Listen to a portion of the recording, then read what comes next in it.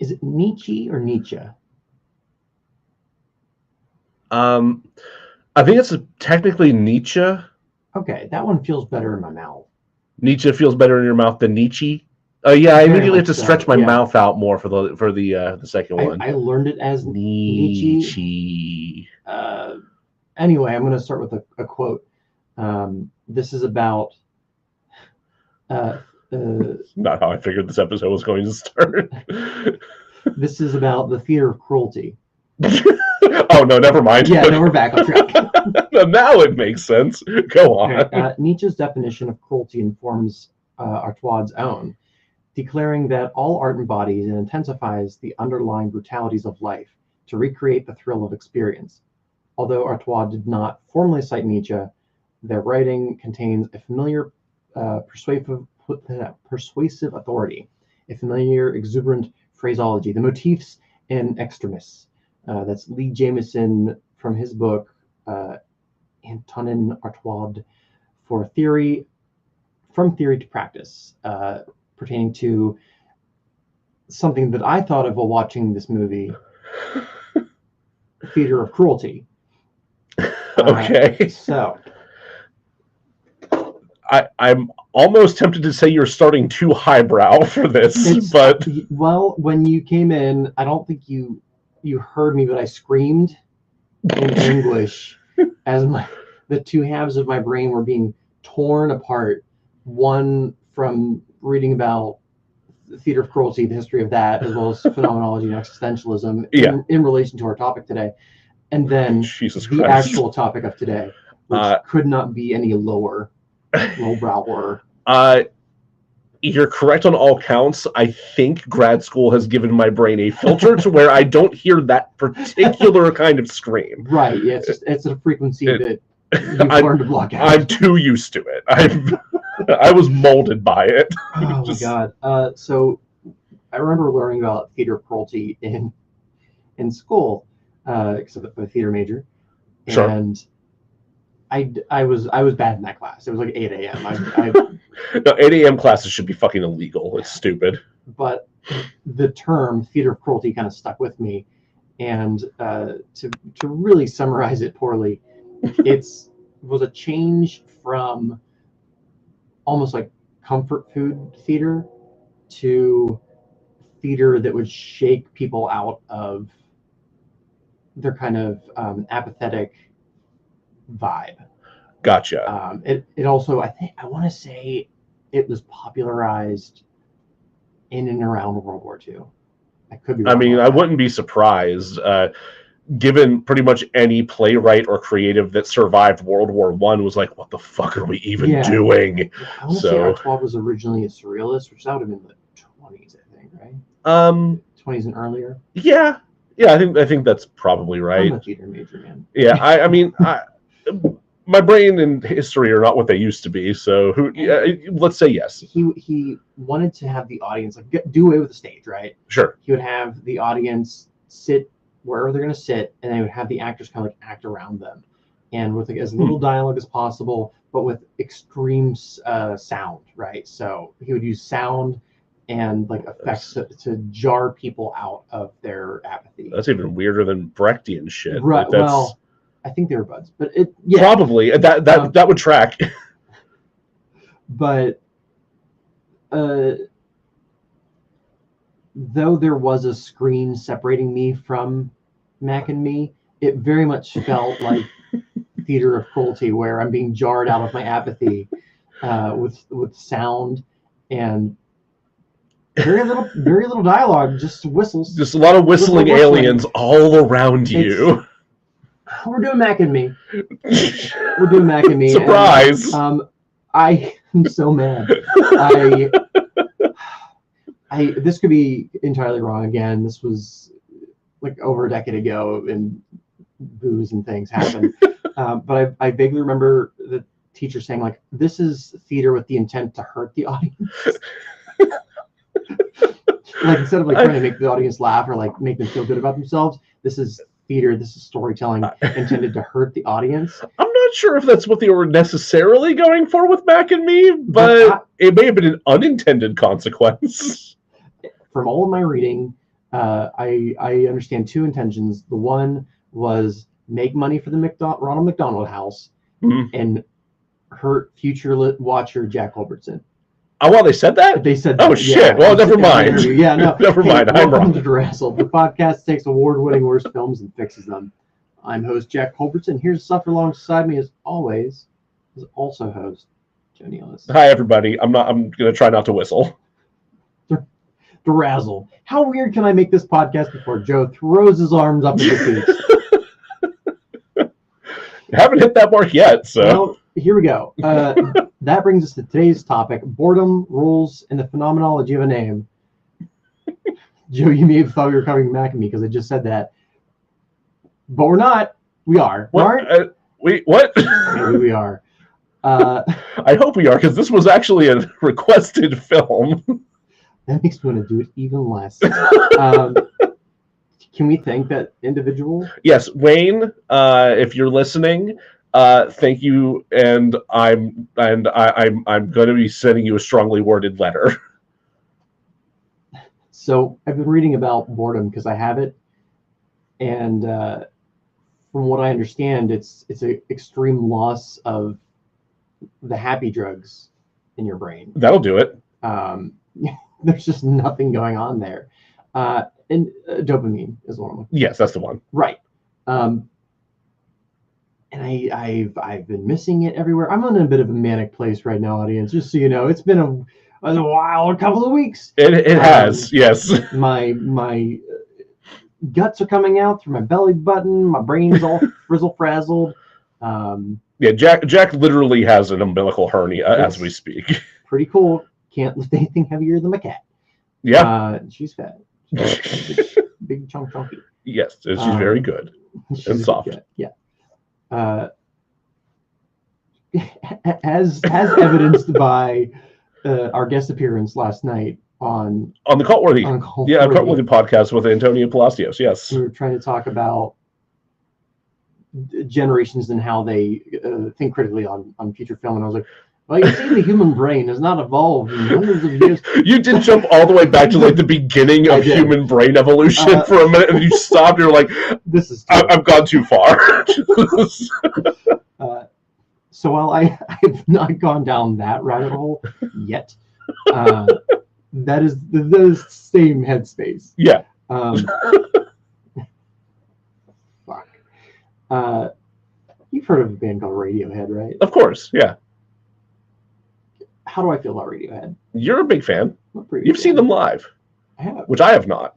I have. I've seen them live, and I saw Tom.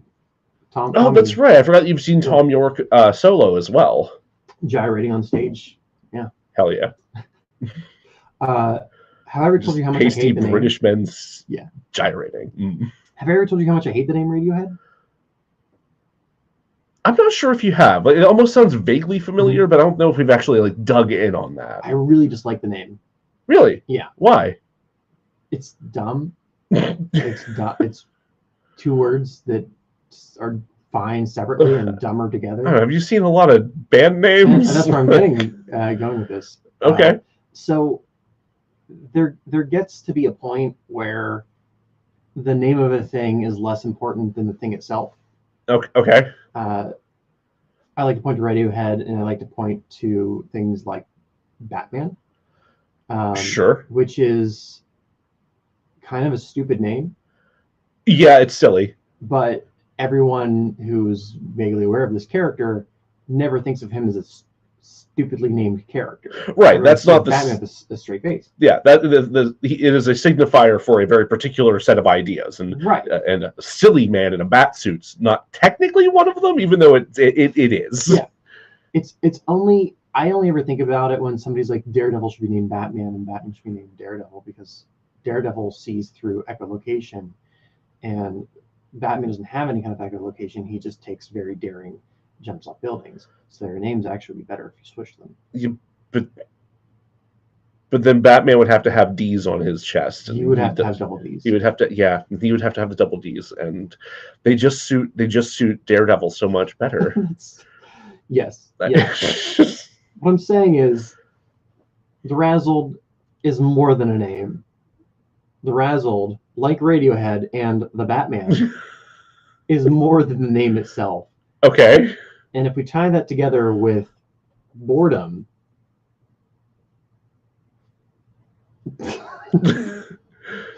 what happens? I'm shedding. We're shedding. We're crawling out of the cocoon. I wouldn't know it's time to molt already. God damn it! And evolve beyond the simple premise of taking award-winning worst films and fixing them. I mean, we've kind of been doing that already. Yeah, I'm just making it official now. Much like Batman, we are more than the Batman name, or Radiohead, which is, I just don't like it. That's fine. I mean, I guess not really. I mean, I guess they're on the radio and they are using their heads. I don't. They had to use the thinky bits to do the writing and the song construction. I mean, there's not a whole lot of lyric to the newer stuff. It's more just kind of like. I guess it did get more atmospheric as time goes on a little bit. But I guess he's using his head because the mouth is on the head. Mouth is on the head. That's true. I don't know much about music, but I'm pretty sure the mouth is on the head. That I've gathered that's like 99% of the time true. So I guess what I want to make clear is, as lovely as the Razzies are for giving us a jump off point, I don't feel bad about separating ourselves, distancing ourselves from the Razzies themselves. I think we're still going to cover them. We're still going to we're still going to cover all that stuff, but we are going to branch out in some ways that you might not expect a show like ours to branch out, which it's going to take time to figure out exactly what some of that's going to look like. But sometimes we will cover an episode on like a Razzie winner. Sometimes it'll be me at a sex club asking people what movie first brought out their inner pervert. I mean, given that idea is tied to another movie we're going to be covering, right. But that's also not a Razzie movie. So, wonderful. I'm going to have this conversation. Yes. Would you like to play Pavlovian horses with me? Oh God, yeah. I need to have horses ready, don't I? I don't think so, but you can't. You should, in case I get distracted and go off on a tangent. Yeah, give me 1 second to actually get horses ready. Without an ad break. So when you're using the phenomenological method, you are trying to identify a thing without any kind of emotional attachment or nostalgia, but just identifying the thing itself for what it is without your personal biases. You find it yet? No, I realize I have to use my phone for this because all the sound from my computer is being looped into my ears. And you would then only be the person with the horses. Yeah, and that's counterintuitive. I don't mind. That's counterintuitive. Oh, you're right. So when you're doing this, a good practice is to ask, what is the thing not? Like if you, for example, talk about a table, and you say a table has 4 legs. Well, if you take away a leg, is it still a table? If you take away 2 legs, is it still a table? The answer, I would say, after you take away the second leg, no. No longer. No, it can't really stand the way that it needs to. I can see a feasible 3-legged table. Yeah. So then when you're defining a table, it is a piece of furniture with no less than 3 legs. That would be your definition. Now, if you apply that to DeRazzled, without the Razzies, are we still DeRazzled? I'm stalling for you to get the horse. I know, okay. but my brain just got hung up on the idea that you could actually rig it so that you have a single leg that spans from one side to the other, but still like contorts in ways down on the ground that gives you the surface area that you need. Well, that brings you to the second part of what I think makes a table, which is a flat surface to put things on. Would you still have a flat surface to put things on with that structure? Possibly. Then you might have yourself a table. Might have yourself a table. A table that's an affront to God. We need this table, Jack. We don't. Okay, I think I've found horses. Let me get the timer. Great. Let me give a little summary about what we're doing. Instead of providing a highly descriptive summary full of quips, we'll be playing a game called Pavlovian Horses, wherein I'll have 5 minutes to summarize the movie and not a second more. When the timer hits 5 minutes, Joe will blast me with horse sounds. I hate them. Horses, I hate them. It's true. I've seen it. That's all you need to know about that. All right, Jack, are you ready? I will sometimes see an equestrian on the Tinder, and that is the end of that relationship. Or a picture with a cute girl and a horse, and I'm like, that's Jack's version of posing with a dead fish right. Or a gun. Which I've also seen those. Yep. No dead fish. No guns. No equestrians. No equestrians. I'm ready. All right. 3, 2, 1. Mac at me. After a gentle alien becomes stranded on Earth, the being is discovered and befriended by a young boy named Eric. Bringing the extraterrestrial into his suburban California house, Eric introduces Mac, as the alien is dubbed, to his brother and his neighbor Debbie, and the children decide to keep its existence a secret. Soon, however, Mac falls ill, resulting in government intervention and a dire situation for both Eric and the alien.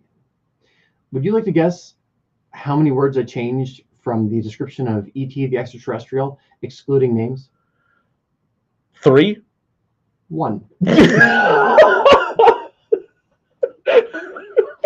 I had to change little sister to neighbor. Is that the entire description? That's it. Oh wow. Okay, that didn't even last a minute. Okay, there was no hope of horses in this episode. Congratulations. I've been horsed before. I didn't need it this time. Once you've been horsed once. Once too many. That's fair.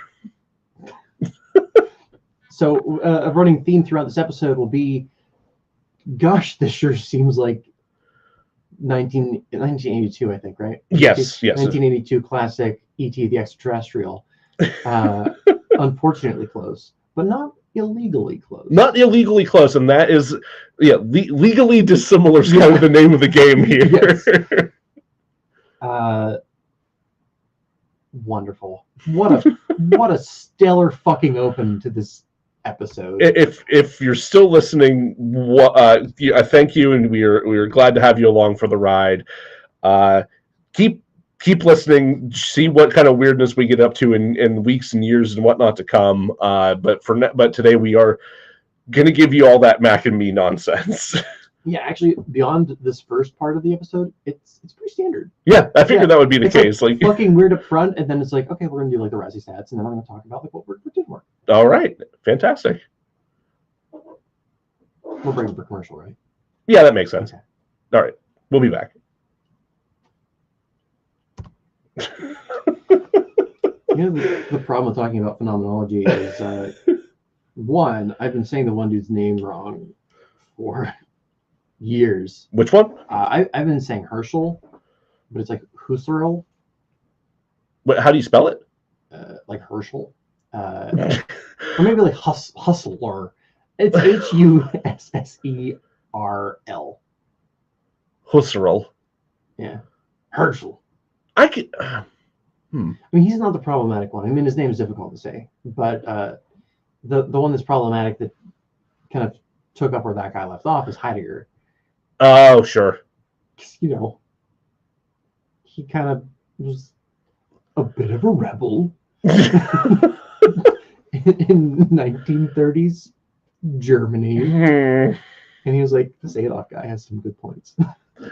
He did later say, I made a mistake. But guys, I'm imagining an Arrested Development-esque moment where a camera just finds Heidegger somewhere in the midst of like early 1940s Germany, just going, I've made a huge mistake. Can we get Will Arnett to do that? I'm sure. I think he'd probably do it. I'm taking this out of context, but Heidegger did say one time that the best way to feel connected to humanity and yourself is to walk through a graveyard. Yeah, there's something to that. Like, been there. Yeah. I've definitely had those moments, especially at IUP. I walked through that graveyard a lot. They had a number of graveyards, actually. Yeah. Which are you talking about? The one that was across from the grocery store? Yeah, across from Giant or whatever. Yeah, I don't know what they. Martin's. Martin's, Martin's. I think. Yeah. It was. Yeah, I think it's technically supposed to be Giant, but because Giant Eagle is on this side of the state, they changed it to Martin's. Right. It's kind of a Hardee's Carl's Jr. situation. Right. But great graveyard there. It's a real good graveyard, yeah. And then there's another one on like the other side of town that's very, very, very old. Yes, I've seen that one. Yeah, crumbling apart. Mm-hmm. Gorgeous. Yeah, great. Walking among dead people. I haven't walked around Allegheny Cemetery in quite a while. I need to do that soon. It's the one in Lawrenceville. Yeah, the one right by Children's. I used to live 3 seconds from there. I used to hang out with dead people all the time. One of the first times that we recorded for this, I walked to your house through that cemetery. It was hot as fuck, and I think we talked about superhero genitalia or something. Sounds like us. Don't miss the goose shit though. Oh god, there's just so much of it. Oodles of poop. Yep. Welcome back to DeRazzled. We are now going to cover the stats. I have to figure out where the hell I'm going to cut that intro. What? You all want to talk about goose poop? Yeah, I think, it's slick as hell, man. I know. You do not want to slip on that. I've done it. God, ever tell you about the time I skinny dipped in a little pond in Allegheny? No. Yeah. I was like naked that time. I was naked at some point that night. And they have like a little duck pond. Yeah, I know exactly where it is. Yeah. It's not super deep. It's deep enough that it like goes up to your nips. But the entire bottom of this line of goose shit. Yeah, of course it is. Immediately got like stuck between my toes. Ugh. What a time. What do you think the tomato meter score is for Mac and Me? Oh man. It's got to be like a 2, right? It's a little higher. A little higher. A teeny bit higher. 6? 7. 7. Oh, man. I was thinking 7. Yeah. Shit. Okay. How about the audience score? Audience score. So for reasons that will become abundantly clear later, I know that Rotten Tomatoes audience users tend to. Some of them have a tendency to go, this is the worst thing I've ever seen. 5 stars. Right. So I'm going to say 24. It shouldn't be even that, but it's higher. I should have guessed higher for reasons that will become clear later. 37? 38. Damn it! Yeah, you're off by 1 again. And then the last one we'll do is IMDb score. IMDb score. Out of 10. IMDb, I don't know what the hell's happening there. So I was like, oh, like a 4.3. It's a 3.3 out of 10. Okay. Which is a little bit understandable. I would give it maybe like it's not completely shit. There's like 1 or 2 redeeming, maybe like a 2.7. Sure. Yeah, that feels reasonable. It did have like a plot line that was followable. I'll give it that. And we'll get sure. So this one was nominated for a Razzie. Yes, it didn't win any, but it definitely was nominated. It didn't win Worst Picture. It did win 2 awards. Sorry, you're right. Yeah. So it was 1989. It was the 9th annual Golden Raspberries. Mac and Me was nominated for 4. This movie came out in 88, if I remember correctly. Yes. Yes. Couple of notable things not directly tied to the Razzies. Mac and Me received a dishonorable mention at the 11th Stinkers Bad Movie Awards. Hashtag bring back the stinkers. Hashtag give us the stinkers. And this has nothing to do with Mac and Me, but just makes me mad. But there was a worse actress nomination for Cassandra Peters for Elvira, Mr. Suffolk. Wait, excuse me? Yeah. I want to say those Stinkers. I don't think that was Razzies. Hey, Stinkers. No. Some people, I almost brought this up last night when we were recording with Antonio, that like people don't understand camp, especially critics. Yeah, that's very true. And I feel like Elvira's pretty self-aware camp. If by pretty you mean like right. Thoroughly like marinated in camp. Hairspray and camp. Yes. All of her makeup is at least 80% camp. So it was Mac and Me was nominated for Worst Picture, but as we've discussed, it lost to Cocktail. It did lose to Cocktail. I've never seen Cocktail. I know it's a very early Tom Cruise film, but now I want to watch it because how could it be worse than this? That's the thing. Like, I believe it's probably not a great film. Sure. But that it is worse than Mac and Me, that cannot see it. Yeah, it's extremely hard to fathom. Which brings us to Worst Screenplay. Did it win Worst Screenplay? It was nominated. It was nominated. However, did Cocktail won Worst Screenplay. Fuck. Also nominated was Hot to Trot. This movie I've never heard of. A fun name, though. It is a fun name. Rambo 3. Oh, okay. Which is a bad screenplay. Yeah, sure. And this made me a little mad. And I have not watched it since I was a kid, so maybe I'm just remembering it with nostalgia. But Willow was nominated. Willow? Yeah. Really? I haven't watched it since I was maybe 10. Yeah, neither have I, but like, holy shit.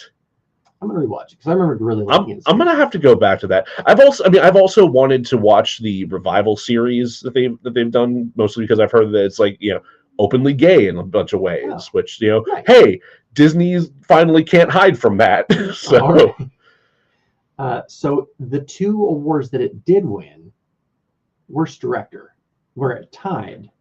Oh, it tied for Worst Director. Interesting. So the director of Mac and Me is Stuart, I'm gonna say Rafel. Okay. Or Raffel. Sure. He tied with Blake Edwards for Sunset, which is a movie I haven't watched, but I've watched a good number of Blake Edwards films. He did the original Pink Panther movies. Oh, really? Yeah. Huh. He's done a lot of other movies beyond that. Maybe Sunset just really. I've never heard of it. No. Do you know what it's about, or? Not at all. Huh. Fascinating. He was also a working director, and by that I mean like he was directing for the studio. So it's like I wake up, I'm going to work, I'm a director. Oh, there's a script, great, we're going to direct it. Sure. Which tends to increase your flop amount. And then the last award that Mac and Me won was Worst New Star. Would you like to guess who that is? Oh no. They did not nominate a child. Okay, that's what I was genuinely worried about. I saw you sighing. Just like don't tell me you nominated that kid in that fucking wheelchair. I swear to God. Who was it? It was the clown himself, Ronald McDonald. Huh. Yeah, he won. Ronald's got himself a Razzie. I don't know how to feel about that, actually. I'm mad. You're mad about it? Full disclosure, I have an affinity for clowns. You do, yes. You're one of the only people I know with this affinity. Belinda has a second partner who also has an affinity for clowns. That's hilarious! Oh my God! Holy shit! Like, how do you find two people that... The odds are infinitesimally small. We've shared like Instagram posts about clowns to each other. Both fun and extra fun. Compersion at its finest. I love it.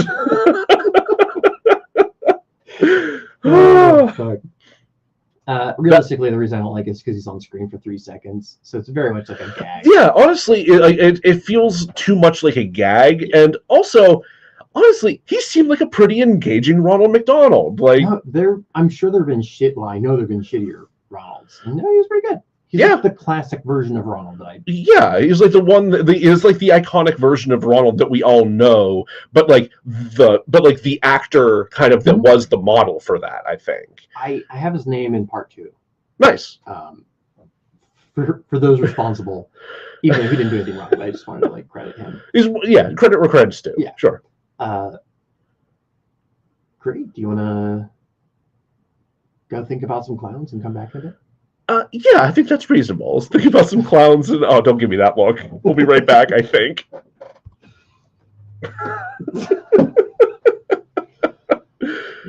Burning Man did this to me. Yeah, that's true. I mean, I liked clowns before, but then I liked clowns. Oh boy. I want to point out while we're on break real quick, we got a couple of actual messages, or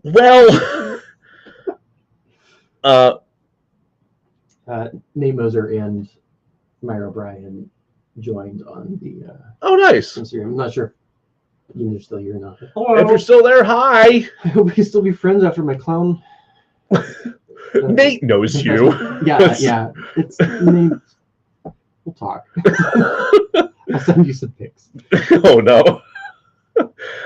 No, we got one that says, "Hi, I want to offer promotion of your channel, viewers, followers, views, chatbots. The price is lower than any competitor. The quality is guaranteed to be the best. Auto on. Incredibly flexible and convenient order management panel. Everything is in your hands. Turn it on /off/customize. Go to dogehype.com." It's another fucking Dogehype bot. At two consecutive fucking episodes, I think we've gotten that particular one. And then somebody else from the looks like from the Dirty Heels podcast just popped in to say via Ko-Fi, or I guess Ko-Fi. I always forget how to pronounce that particular like crowdfunding platform, but we live, baby. I'm happy for you. Dirty Heels are live, baby. At the coffees. At Coffee, Ko-Fi, whatever the hell it's called. You see, in my mind, it's co-finance because they're asking you to they're essentially asking you to buy them a cup of coffee, so you're donating money to them. You're giving them money. It's crowdfunding, but also the shtick is, hey, buy me a cup of coffee. So it's coffee, so I don't know. It's a play on. I hate it. It's punny. Unless they offer sponsorship, I hate it. Oh boy, you ready to talk about the good, the bad, spina bifida? Oh God, is it actually spina bifida that he has? Mm-hmm. Okay, yeah. My brain has trouble like internalizing that for some reason. Yeah, I'm ready when you are. It sounds like a weird, like Italian dish, which is why my brain has it in my head. God damn it. Welcome back.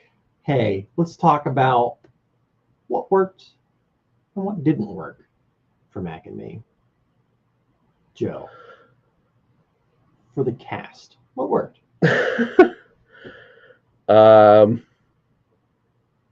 What worked for the cast? Actually, I think that the kids, for the most part, I think worked. I think the kind of antagonistic brotherly relationship that we have going between Eric and I forget his brother's name off the top of my head. Given it's been a little bit now since I've actually watched the movie, and I will not watch it again. I watched it twice. I know. You always do that, which you're usually the one writing these scripts. It makes sense. But it was a believable kind of brotherly antagonism into, kind of eased its way into like no, he's telling the truth. Actually, I saw what he's talking about. Right, like you're my brother. I'm going to tease you, but when things are actually serious, I'll stand up for you. Right. Yeah, that I thought was good. Michael, that's right. Yes, yeah. Eric and Michael's relationship, I think, was effective. I actually really like the actress who played the mother. I did too. Like I was worried that she was going to be kind of a grating, annoying character, but actually, I think she's a reasonable, stressed out single parent. Yeah. Like her reactions were pretty like proportional to what was happening around her, I think. And that actress, and I'll look it up, but like that actress has a significant resume. Really? Yeah, she's done like of the actors that are in the film, she's the one that has done the most. Okay. Christine Ebersole. Okay. Yeah, I thought that her performance was good. I think solid movie mom. She was nominated for an Emmy for One Life to Live. So yeah. No shit. Yeah. Okay. Oh, and she was White Diamond in Steven Universe. Sorry, I almost did a spit take. Are you fucking kidding me? Yeah, she had a recurring. She was the voice of White Diamond. Yeah. This means nothing to me, but yeah. Wait, how much of Steven Universe have you seen? I watched the first 2 episodes. Oh man. Okay, no, this is like end game, like end of the series shit. Yeah, she's like a super big bad, like Oh, okay. like space tyrant. Like No, Christine Ebersole has a significant resume, both on stage and film. holy fucking shit. All And right. apparently is a big baddie. Christine Ebersole. Yeah. Um, I'm astounded. yeah, honestly, in general, the main cast, given the kind of movie they were trying to make, I don't have much of a problem with them. No. Especially the actor who played Eric had never acted before. I guess I'm not surprised because of his age, but I am a little surprised because he handled himself pretty well. Yeah. Like genuinely, this kid, like that kid, like he knew how to make his reactions to this weirdness happening around him feel kind of natural. Like, can you imagine being on a set with this dumb fucking puppet? Oh man, They did a pretty good job. Yeah. And it very much has the 80s kind of heightened reality goofiness to it. If this was the style of acting I saw in like a movie today, I would say it was awful. But like for the time period, yeah, it makes sense. No one stuck out to me as an awful actor. I can't believe I'm saying such things about McAdoo. I know. Yeah, it's a little bit shocking, but also true in this instance. Like the cast really is one of the most redeeming aspects of this film. Like, given you're not going to see that coming if you were introduced to this film the way that both of us were, which is every time Paul Rudd goes onto a Conan O'Brien show and says he has a clip for a movie he's promoting, and he plays the scene of Eric going over a cliff into a river in his wheelchair. Paul Rudd almost single-handedly made Mac and Me into a cult. Yes, absolutely. I would say not almost. He did single-handedly do that. So he is the only reason I know what this movie is. I will say, because I did some research, because like nobody saw this when it first came out. Of course not. It was when it came out on VHS that the first generation of people were like, this is an awful movie. I want to watch it again. But of our generation, absolutely Paul Rudd. So two things about that real quick. Of course, it was fucking VHS. I'll talk a little bit more about that later. And two, some friends of mine and Becca's own a business out in, I think it's Butler. I think called Your Parents' Basement, which is like a gaming and nostalgia kind of and crafting space that they have built into an old PNC bank, basically. And they have like this whole like 80s wood paneled style like basement looking corner of the place that's filled with a bunch of VHSs and whatnot. And when I went to go visit it and like talk with them and hang out for a little while, I did notice sitting on the table next to the wood paneled television that was sitting on the floor, a VHS copy of Mac and Me. Now I've been wondering this since I saw the movie. Regular size or deluxe size VHS? It was a regular VHS. Didn't get the Disney classic treatment, huh? No, it didn't. I don't imagine there is a soft case clamshell extra large or the case like for this one. 90s VHS porno tapes. Oh man, the size of like a hardback book. Basically. Wow, that was a journey. While this was like part of the whole reason the movie was funded, I did appreciate to see an actor who was in a wheelchair. Yes. Yeah. In a movie from that time period. And it's not made out to be like a big deal or like a sideshow gag or played for laughs or anything. He's not ridiculed or made fun of for being in a wheelchair. He just is. Yeah. And he gets around ably. Like it's like it is weird for me to think like, hey, bravo, 1988 film for actually doing decent accessibility representation. Like, especially for what we know about the director later. He's not a good guy. Oh, that's news to me. Okay. We'll get to it. But also this movie had a lot of hands-on from the producer. Okay. And I think it was the producer who specifically said he wanted somebody who had been a part of the Ronald McDonald House system.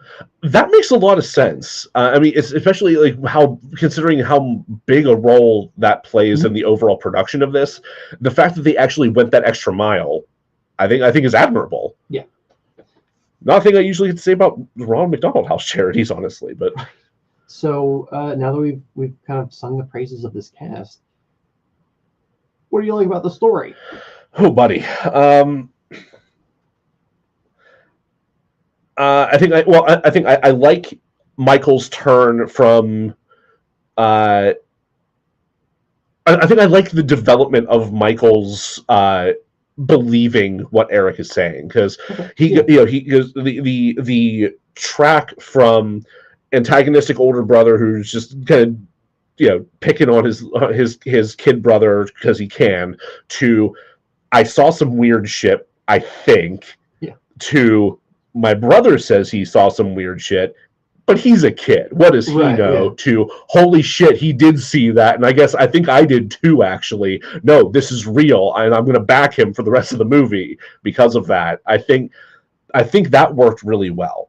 And I think even through that, like the weird like car chase escape van escape with the entire alien family at the end, where fleet of horses. The fleet of horses. There were so many horses for some reason. There's a reason, and I'll get to it.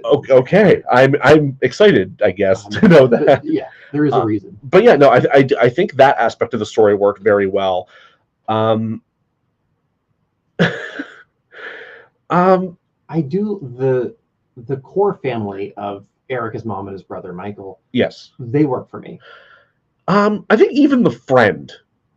The friend is enjoyable, but is pretty like a one-note character to me. I think she herself is a one-note character, but I think her overall like support and with the role she plays as kind of Eric's second banana. I think that kind of works. I'm struggling to think of anyone else in particular that like really stands out, or anything else story-wise that really stands out. The only other thing that I like is that the climax happens outside of a grocery store. Oh my god. it felt very 1970s kind of down to earth almost. Yeah, like you know what? Day afternoon. I will holy shit. Yeah, that's a comparison. I will say I think the alien family walking into the grocery store and the reactions that people have, that felt real. Like the fact that somebody does eventually pull a gun and the police are called and all that, like that all feels it's a major feasible. Tonal shift. It's a big fucking tone shift, but it also like it's like, yeah, how would you not react this way? Like, good lord. So yeah, I am. Yeah, I will cite that as well. But other than that, I can't say much for the story. The parts that are cohesive feel like they were just copy and pasted from E.T.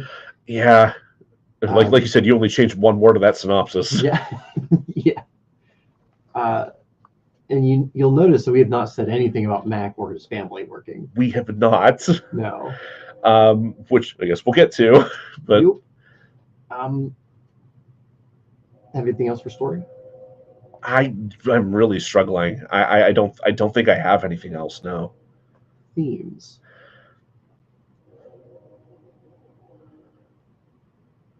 I guess the importance of family. Yeah, I can see that. I have one that isn't something that necessarily worked for me, but is fascinating. Sure, hit me with it. The concept of taking these aliens and making them U.S. citizens.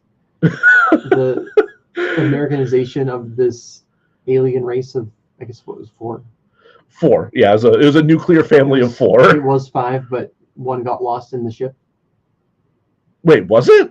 I swear the movie starts with the mom and dad, I guess, little sister Mac, and then I swear there's a baby. Write me if I'm wrong. I thought there was only the 4 of them. when we first see them on the planet, which I assumed was Mars, but it actually never specifies. Yeah, no, we have no idea what their home world is. That it's the 5 of them, and then whenever they arrive on Earth, somehow they're missing. I think that when they were just sucking water or maybe Coke out of the ground with straws. Who fucking knows on this planet? I think there was another alien being, but I don't think he was with them. I think believe it or not, this is my theory. I think he was an extra.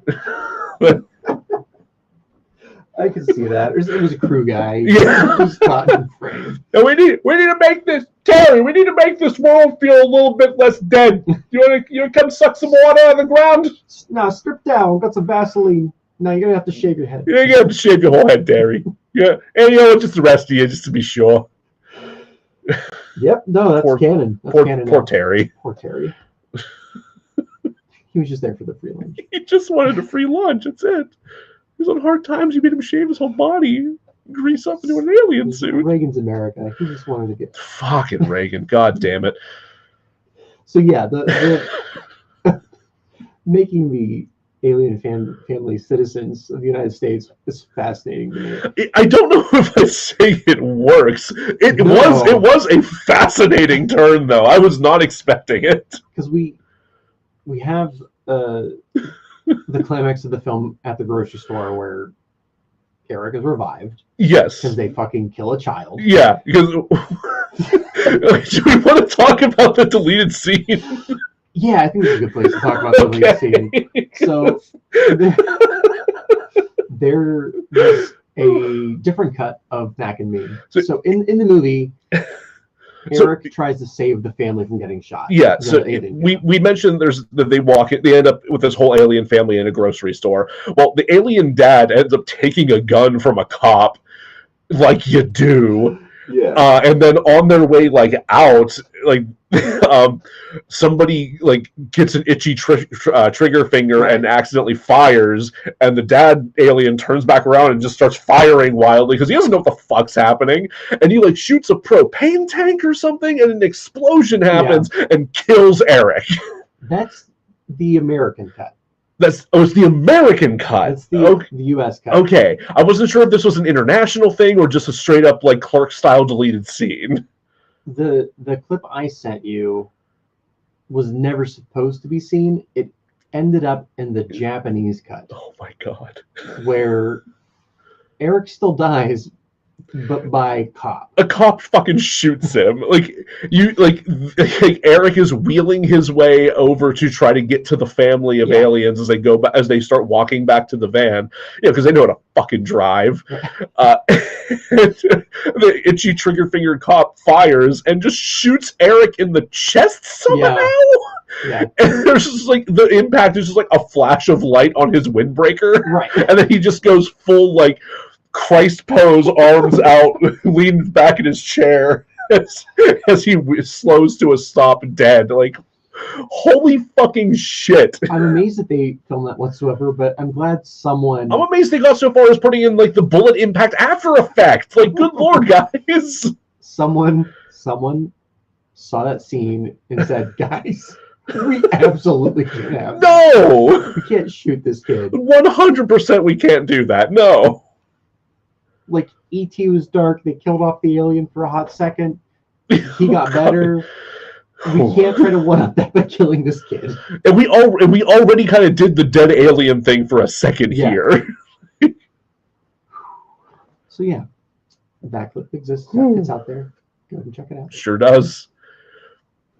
What were we talking about? Themes? Themes. Them being citizens, right? Because they go from the scene where they resurrect Eric, Jesus. Yep. And then it cuts to them in a courthouse or something. Sure. It doesn't even cut to them. It cuts to the feds, the government agents running because they're late. They're late. They're very late. Yes. Then you think, oh man, they're going after the aliens still. No. And then they cut to a new establishing shot of the outside of a courthouse and go in, and sure enough, there they all are in human clothes.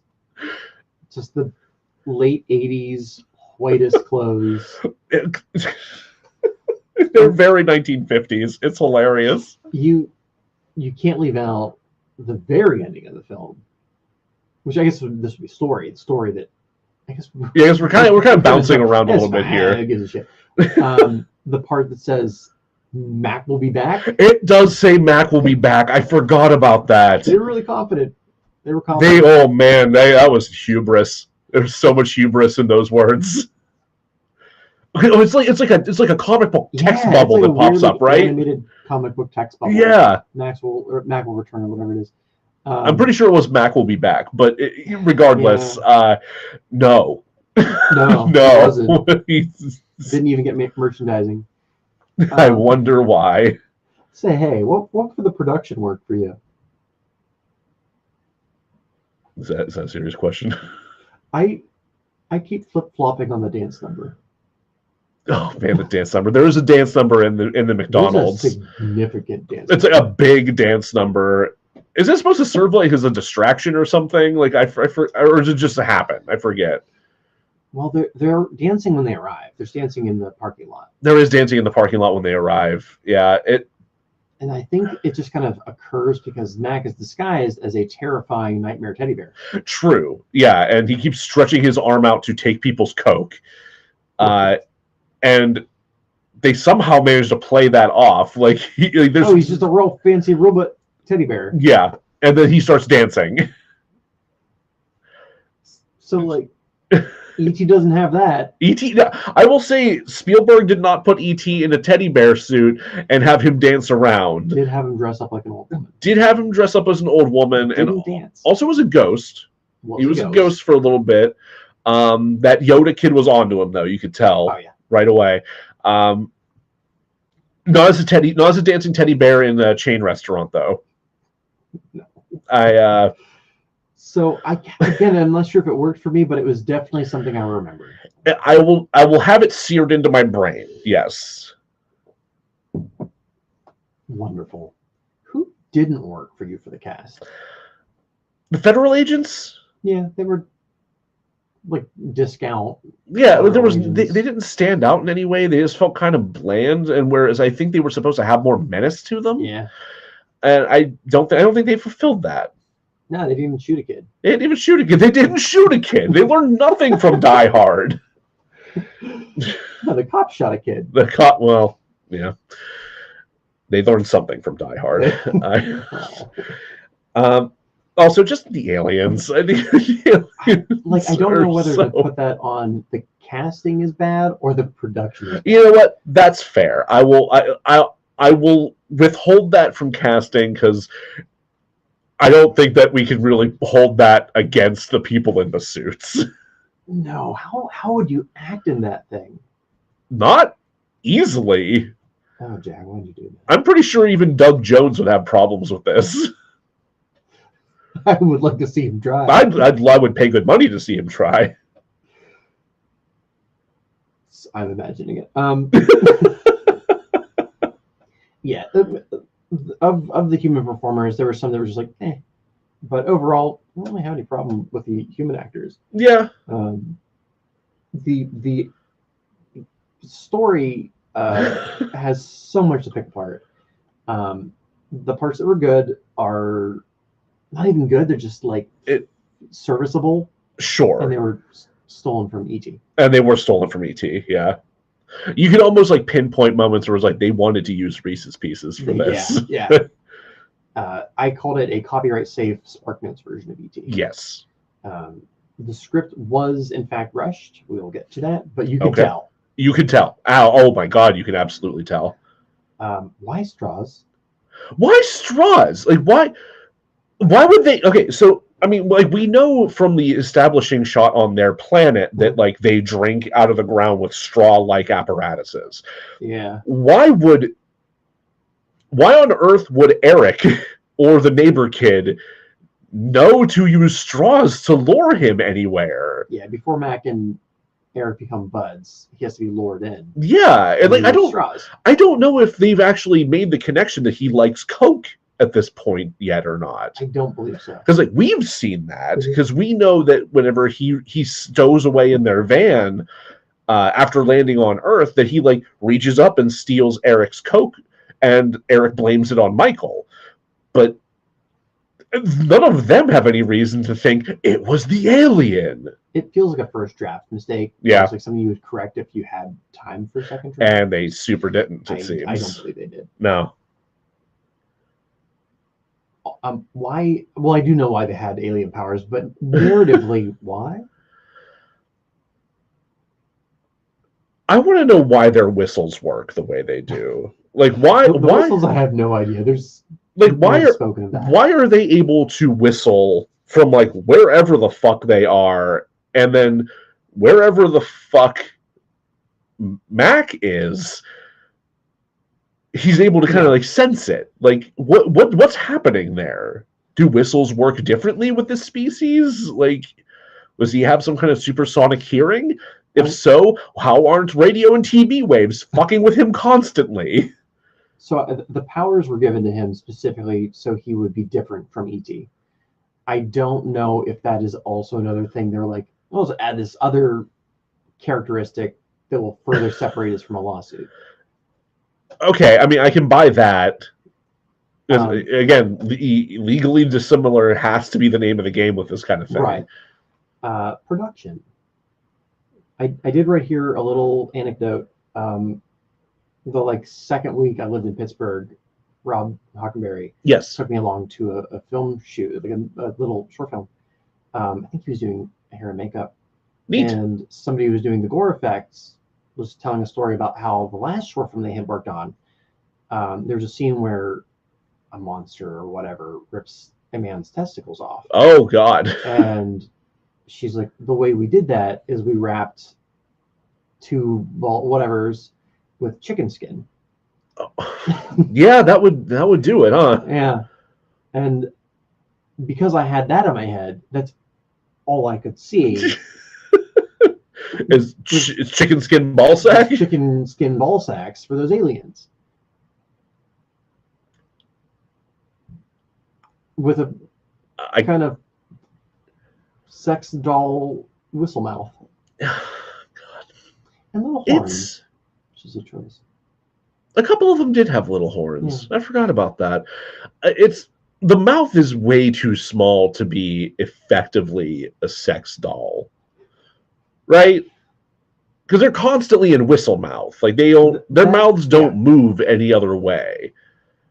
It's in whistle mouth straw sucky. Yeah. It's like they are like evolutionarily like confined to just that. I'm mad at how often I've said this word on this podcast, but it's a macloaca.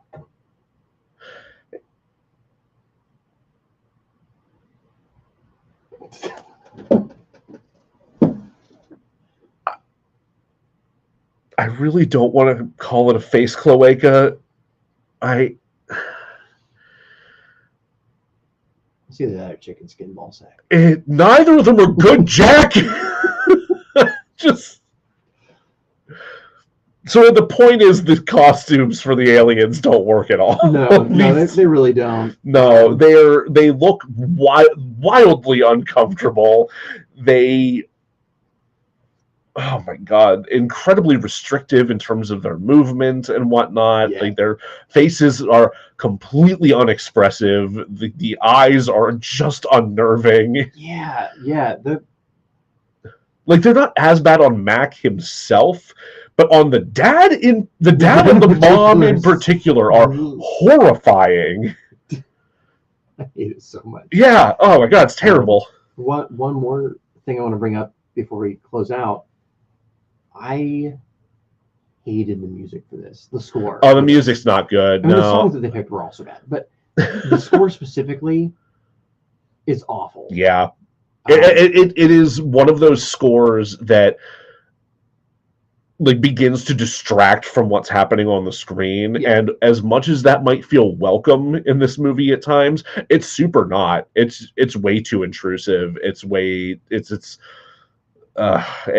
None of it feels good. Yeah. If anything, it just accentuates how bad some of the sequences feel. I'll get into more of the resume in part two, but the score is by Alan Silvestri, who did That's right. Oh my god, I forgot it was Alan Silvestri. Like, Jesus. He did the score to Back to the Future. Yeah. Like, he's done the score to a lot of fucking good stuff. He's done a lot of amazing work, but this is a bad score for some reason. I saw his name, I was like, okay, at least the music's gonna be good. Right, or serviceable. Or serviceable at least. But no, it wasn't this time. Like he phoned it in, I think. It was a weekend gig. Joe, I do want to point one other thing out here real quick. I don't know whether we call this a production thing or a story thing. I don't think we could possibly identify any other themes that would or would not work in this thing.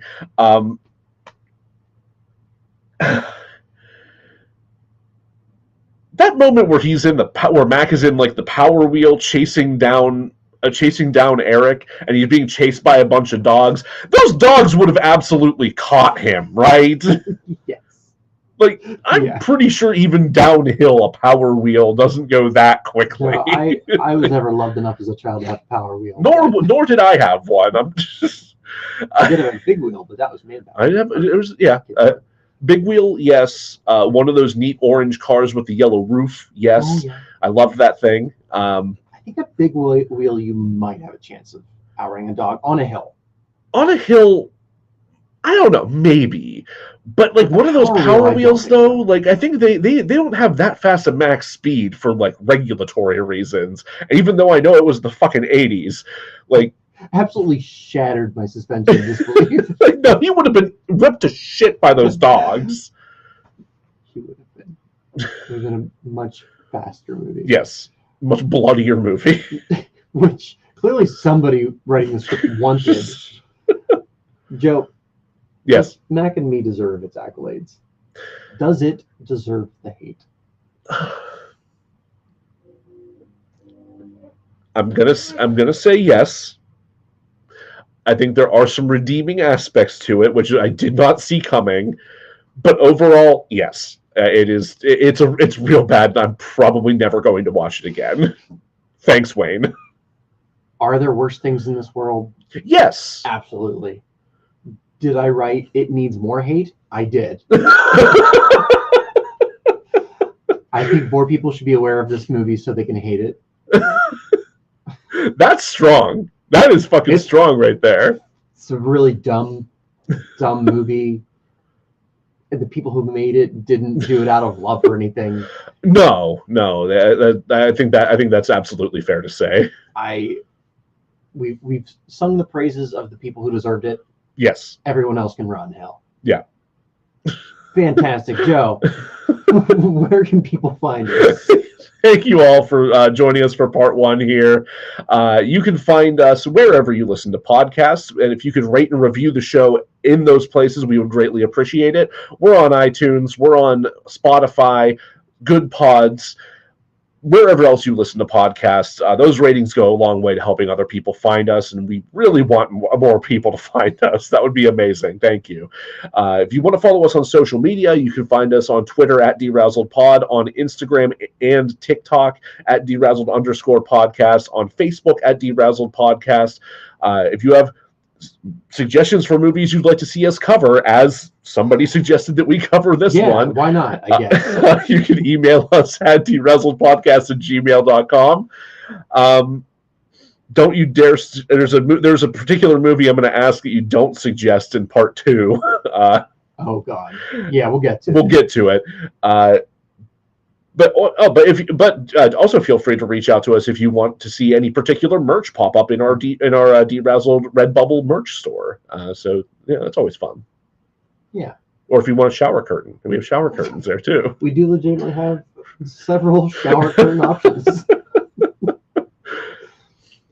But most importantly, join us next time. Or we'll be sure to razzle dazzle ya.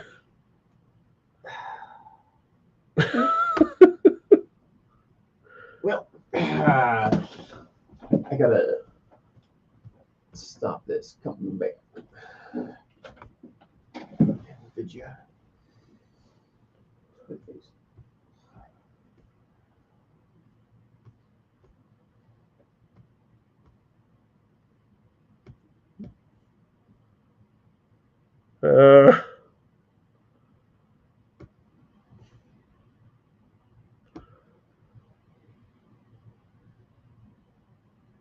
No, we got that part done in about an hour, like a little bit more than an hour. It's not bad.